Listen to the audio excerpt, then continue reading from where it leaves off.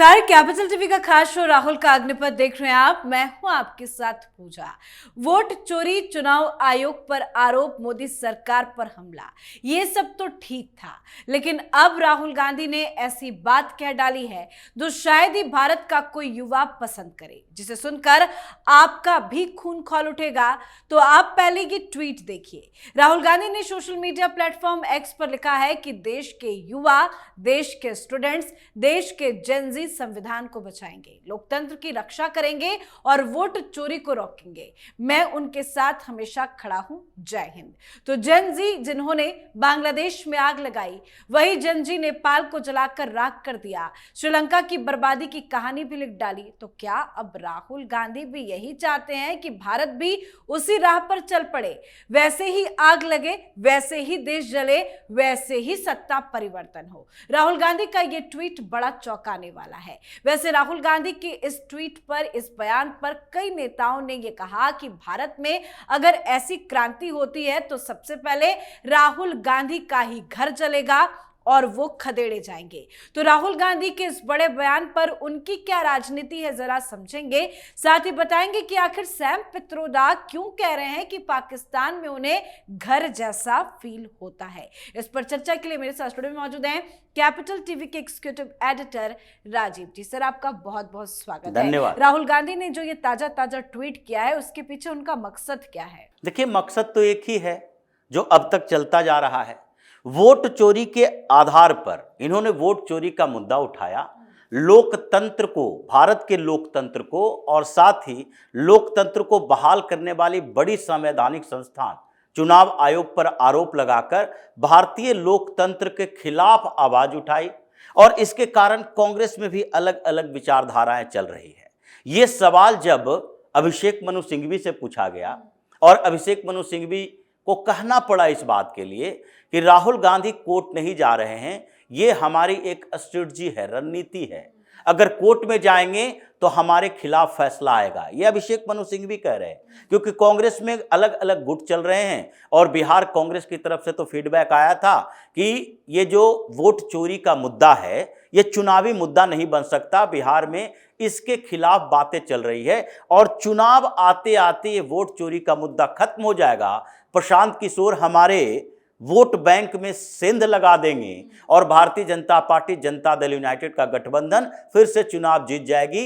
ये ढाक के तीन पात हो जाएगा। तो अलग अलग कांग्रेस के नेताओं की राय है कि ये वोट चोरी का मुद्दा उठाना चाहिए या नहीं उठाना चाहिए, लेकिन इसको लेकर जो कांग्रेस में वकीलों की फौज है जिसको लीड करते हैं अभिषेक मनु सिंघवी, उनका मानना है कि ये कोर्ट में नहीं ले जाया जा सकता, क्योंकि इसके सपोर्ट में हमारे पास एविडेंस ऐसे नहीं है जो कोर्ट से कोई फैसला हम चुनाव आयोग के खिलाफ लेकर आए।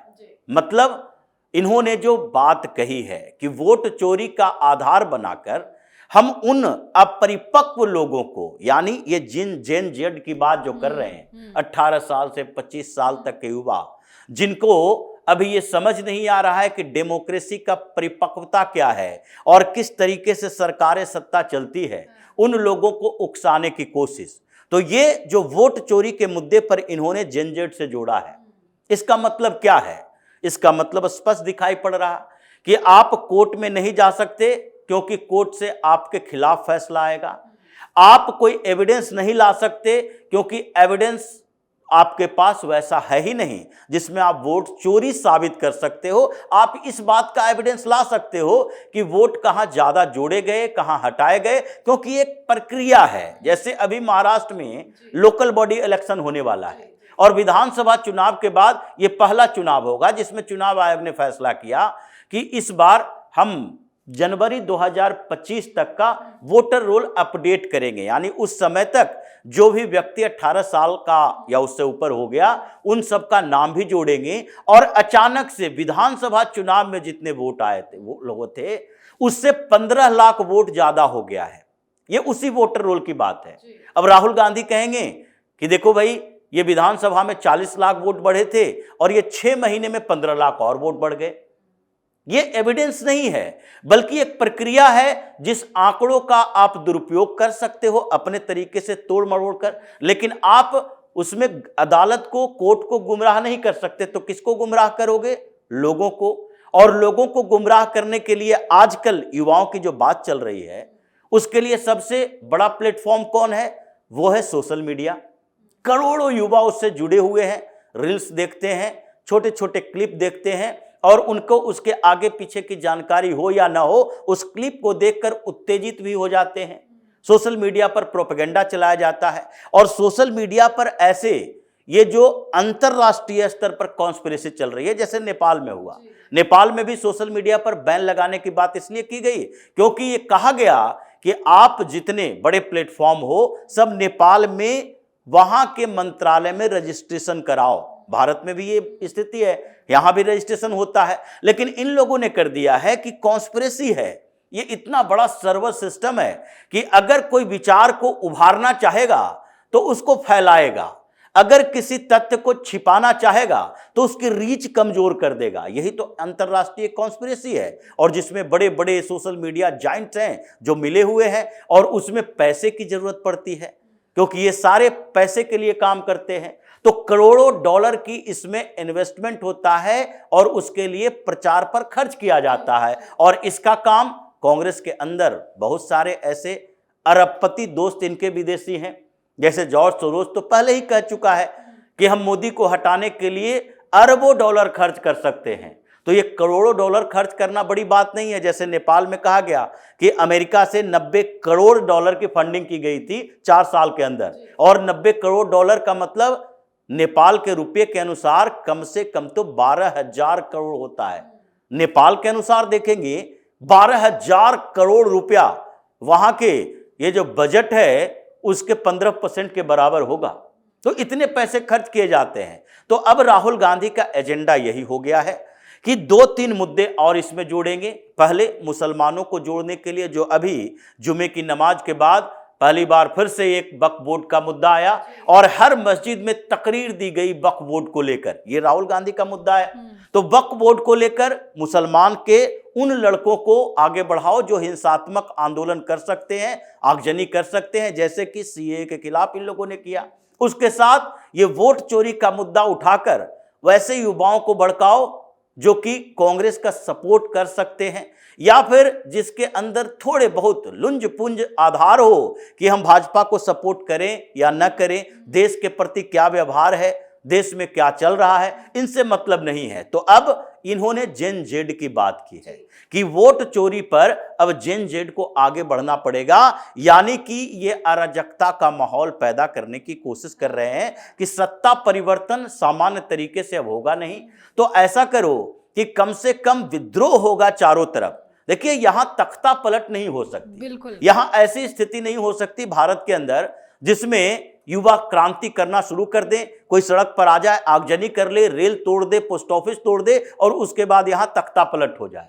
यह स्थिति तो तब भी नहीं हुई जब इमरजेंसी लगाया था इन्हीं के दादी ने इंदिरा गांधी के समय में, जबकि इमरजेंसी लागू किया गया, बड़े बड़े नेताओं को जेल में डाला गया। जयप्रकाश नारायण जैसे बड़े नेता, ये छोटे मोटे नहीं थे, और जो स्वतंत्रता सेनानी थे जिनके पीछे करोड़ों अरबों लोग खड़े रहते थे, करोड़ों लोग खड़े रहते थे, और जो व्यक्ति को जेल में डाल दिया गया, वहां से निकलने के बाद कुछ दिन के बाद मौत हो गई, फिर भी नहीं हो पाया यहां, क्योंकि यहां पुलिस, अर्धसैनिक बल और सेना, ये तीनों लोकतांत्रिक तरीके से चलती है, सत्ता के साथ चलती है, सरकार के साथ चलती है। ये उन आंदोलनकारियों के साथ सरेंडर नहीं कर सकता, तो इसलिए यहां ये संभव नहीं है। लेकिन ये तो संभव है कि अराजकता का माहौल पैदा किया जाए, अलग अलग जगहों पर आगजनी की जाए, हंगामा किया जाए, जैसा इन लोगों ने कॉन्स्पिरेसी की थी जब पिछली बार डोनाल्ड ट्रंप आया था, दिल्ली में दंगा हुआ था 2020 में, और अंतर्राष्ट्रीय स्तर पर फजीयत होने के लिए इन लोगों ने सोचा कि अंतर्राष्ट्रीय मीडिया का केंद्र बनेगा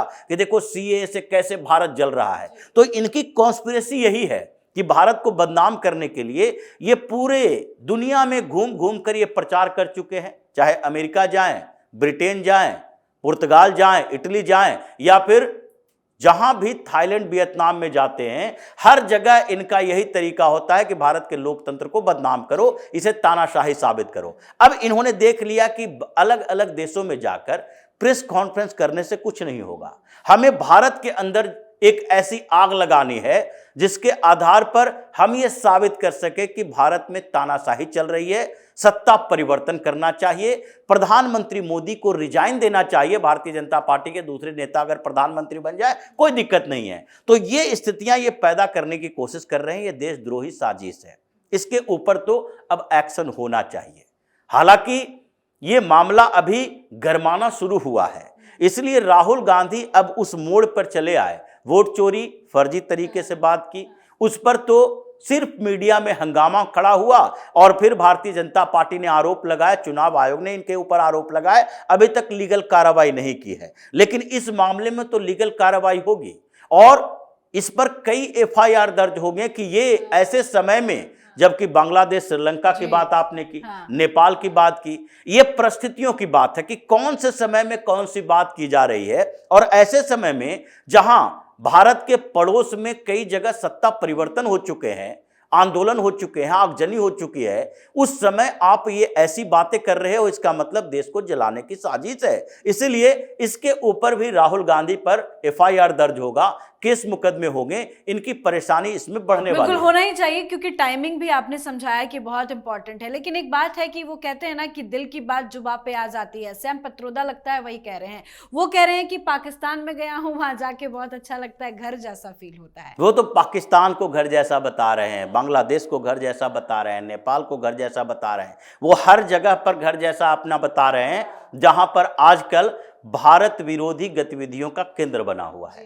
पाकिस्तान के साथ कांग्रेस का पुराना कनेक्शन, और ये सैम पित्रोदा जो प्रवासी भारतीय ओवरसीज इंडियंस के प्रमुख हैं, ये ओवरसीज इंडियन कांग्रेस के प्रमुख, और वो व्यक्ति अमेरिका, यूरोप तो छोड़ दीजिए, अब पाकिस्तान और बांग्लादेश के साथ ऐसा अनुभव कर रहा है और ऐसी बातें कर रहा है, यानी कि उन देशों में चल रहे भारत विरोधी गतिविधियों में कांग्रेस की भी भूमिका है। तो सैम पित्रोदा पहले भी ऐसी अपनी बातें कर चुका है, लेकिन वो इतना इंपॉर्टेंट है राहुल गांधी के लिए। सवाल यहां उठता है कि सैम पित्रोदा इतना इंपॉर्टेंट कैसे है राहुल गांधी के लिए, जिसका भारत में कोई आधार नहीं, ओवरसीज कांग्रेस में कांग्रेस का कोई आधार नहीं, अमेरिका से वोट देने के लिए नहीं आएगा, पाकिस्तान से वोट देने के लिए नहीं आएगा। उसके बावजूद अगर सैम पित्रोदा राहुल गांधी के लिए इतना इंपॉर्टेंट है कि ऐसी बातें करने के बावजूद भी उसे हटाया नहीं जाता, तो इसका मतलब है कि यह सामान्य चुनावी आधार, कांग्रेस के आधार की बात नहीं है, बल्कि विदेशों में जितनी कॉन्स्पिरेसी चल रही है, ये विदेशी फंड की बात हो रही है, और पूरी दुनिया भर में राहुल गांधी के लिए जो बैटिंग कर रहा है, ये रिजीम चेंजर हो या फिर करोड़पति अरबपति बिजनेस हाउसेस जिसने राहुल गांधी को फंड दिया है मोदी को तख्ता पलट करने के लिए, उन सारे लोगों के लिए प्लानिंग ये सैम पित्रोदा तैयार करता है। इसलिए राहुल गांधी उसके खिलाफ कोई एक्शन ही नहीं ले सकता। अगर एक्शन लेगा तो विस्फोट होगा। अगर सैम पित्रोदा ने राहुल गांधी की कुछ सीक्रेट लीक कर दिए तो उसके बाद तो इनको राजनीति छोड़नी पड़ेगी। इसलिए सैम पित्रोदा को ये बैकअप देते रहता है, उसके खिलाफ कोई एक्शन नहीं लेता। बिल्कुल सर, बहुत बहुत धन्यवाद सर समझाने धन्यवाद। तो राहुल गांधी ने वोट चोरी के खिलाफ अपने अभियान को लोकतंत्र की रक्षा की लड़ाई बताते हुए उम्मीद जताई है कि देश के युवा, छात्र और जनरेशन जेड वोट चोरी को रोकेगा। राहुल गांधी का यह बयान आग लगाने से कम नहीं है और यही वजह है कि विरोध भी जबरदस्त हो रहा है। सवाल पूछे जा रहे हैं कि क्या राहुल ये मैसेज देने की कोशिश कर रहे हैं कि युवा मार्शल लेकर सड़कों पर उतरे, चुनावी प्रक्रिया में हस्तक्षेप करे, संस्थानों को जला दिया जाए, कानून व्यवस्था को आग लगा दी जाए। क्या यही दिशा है, वही नीति है जो नेपाल और बांग्लादेश जैसी आग लगाने की ओर ले जाएगी? जो भी हो, राहुल गांधी की मानसिकता भी उजागर हो गई है और राहुल गांधी ने जो बयान दिया है उस पर वो आने वाले वक्त में बुरे फंसते भी नजर आने वाले हैं। इस खबर में मेरे साथ फिलहाल इतना ही। देखते रहिए कैपिटल टीवी। नमस्कार।